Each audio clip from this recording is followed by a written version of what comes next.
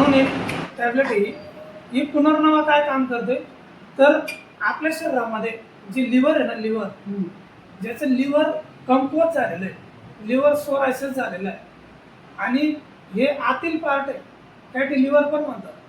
हे जर लिव्हरला काम करणं योग्य करायचं असेल तर याच्यासाठी हे पुनर्नवा दिलं जातं.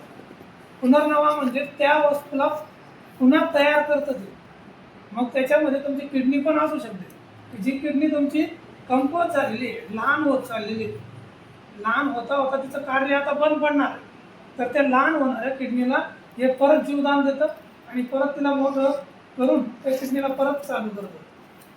त्याच्यानंतर मग जावई त्यांचे वडील खुर्चीवरच बसून आहेत, म्हणजे मुलगे चालू देत नाही त्यांना. आता 2-3 वर्षापासून पण त्यांनी भरपूर प्रयत्न केले, शक्य होईल का?